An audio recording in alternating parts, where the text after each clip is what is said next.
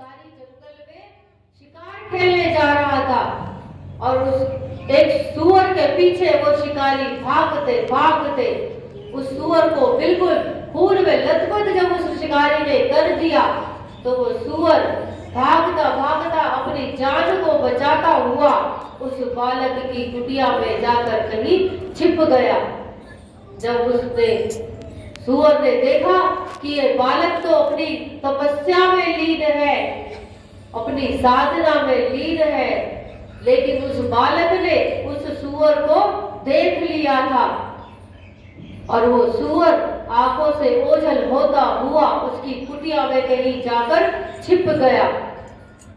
तभी थोड़ी देर बाद वो शिकारी वहां उस सूअर को ढूंढते हुए उस ब्राह्मण की कुटिया तक आ पहुंचा और उसने उस ब्राह्मण से प्रश्न पूछा कि हे ब्राह्मण, तुम साधना में लीन हो, लेकिन मेरे इस प्रश्न का उत्तर दो।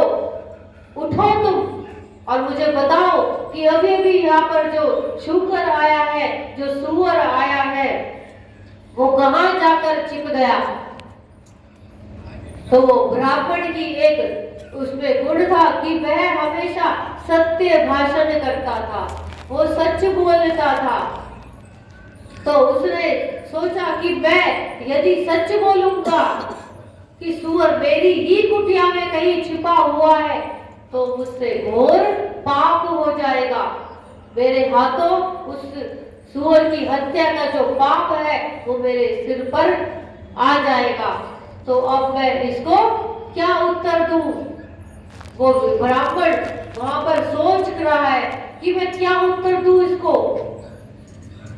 तब उस ब्राह्मण ने सोच विचार कर मां भगवती की कृपा से उसको ज्ञान प्राप्त हो गया और उस ब्राह्मण ने, जब उस शिकारी ने उस ब्राह्मण को ए करके संबोधित करा, ए ब्राह्मण, तू साधना में लीन है, मैं तुझसे प्रश्न कर रहा हूं और तू फिर भी साधना में लीन है, क्यों नहीं उठते हो तुम।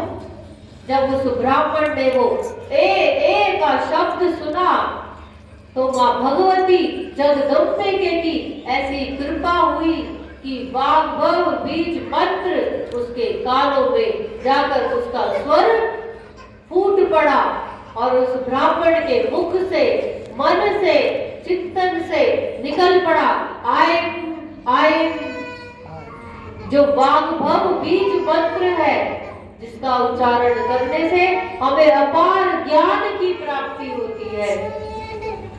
जब उस ब्राह्मण ने इस मंत्र का उच्चारण किया तो मां जगदम्बिके, मां अम्बा भवानी की कृपा के माध्यम से उस ब्राह्मण को ज्ञान हो गया कि मैं इस शिकारी को क्या उत्तर दूं। और उस ब्राह्मण के मुख से एक श्लोक निकल पड़ा और उस ब्राह्मण ने अपनी साधना से उठकर उस शिकारी को उत्तर दिया कि जो आंख देखती है वो बोलती नहीं है और जो मुख बोलता है वो देखता नहीं है। कि उस ब्राह्मण ने सत्य भी बोल दिया और वो पाप का भागी भी नहीं बना, वो बच गया। उसने जो व्रत अपने जीवन में धारण कर रखा था कि मैं महामूर्ख हूं, लेकिन वो ब्राह्मण हमेशा सच बोलता था। इस गुण से वो ब्राह्मण विख्यात होने लगा कि ये ब्राह्मण किसी का नुकसान नहीं करता, ये हमेशा सच बोलता है। इसने आज भी सच बोला कि जिस आंख से हम देखते हैं तो क्या वो आंख कभी बोलती है? नहीं बोलती। और जिस मुख से हम बोलते हैं वो मुख कभी वो बच्चा गिर जाएगा, उसको उठा लो। बोलो कालका माई की जय। कि मुख यदि बोलता है तो मुख देख नहीं सकता। इसी श्लोक के कारण वो ब्राह्मण इतना विख्यात हो गया कि ये ब्राह्मण तो सच बोलता है। और वो शिकारी वहां से लौट गया और उस शूकर की जान भी बच गई।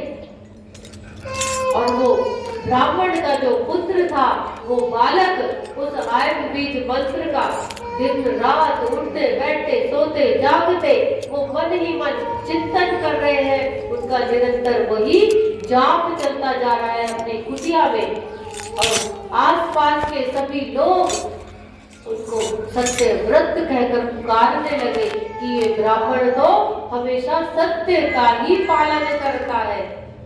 ऐसा विचार करके उन्होंने ब्राह्मण के पुत्र का नाम सत्यव्रत रख दिया, और उनकी ख्याति दिनों दिन देश विदेशों तक पहुंचने लगी। और जब वो ख्याति उनके माता पिता उस ब्राह्मण तक जा पहुंची तो उनकी खुशी का ठिकाना न रहा कि माँ जगदम्बिके तुमने मुझ पर कृपा की कि आज मेरा मूर्ख ढूंढ मेरा पुत्र विद्वानों में जिसकी गिनती हो रही है, मैं स्वयं जाऊंगा आज अपने पुत्र को वापस लेने अपने घर। और फिर वो ब्राह्मण और उनकी पत्नी अपने घर से निकले अपने पुत्र को लाने के लिए। कुटिया में वो पहुंचे और उन्होंने सम्मान के साथ अपने पुत्र को अपने घर वापस लेकर आ गए। बोले जगदम्बा मैया की जय, सरस्वती मैया की जय। हे मां सरस्वती, जैसे तुमने उस असत्य पुत्र को मूर्ख से विद्वानों में जिसकी गिनती करवाई, हे मां जगदम्बिके हम पर भी कृपा करना कि हम सभी मूर्खों को भी वो ज्ञान अर्जित करवाना जिसके माध्यम से तुम प्राप्त होती हो। बोलो कालका हमारी भी जय। तो सत्य व्रत हमने ये कथा श्रवण की जिन्होंने सत्य व्रत धारण किया था। सत्य का व्रत धारण करने का अर्थ केवल सच बोलना नहीं है, हम उसको धारण करें। हम सत्यनारायण की कथा अपने घर में करवाते हैं, तो सत्यनारायण की कथा में कथा जो पंडित जी करने आते हैं उसमें बताते हैं, वो कथा सुनाते हैं, लेकिन वो सत्य नारायण की कथा कौन सी है वो कथा वो नहीं बताते हैं कि किसने इस कथा को करवाया।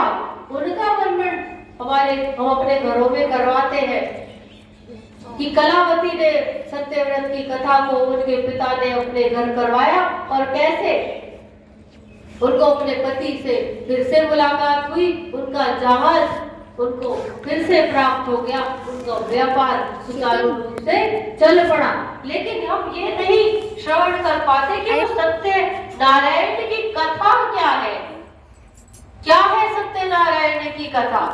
हमारे शास्त्र कहते हैं कि नारायण ही सत्य है, जगत मिथ्या और प्रभु ही सत्य।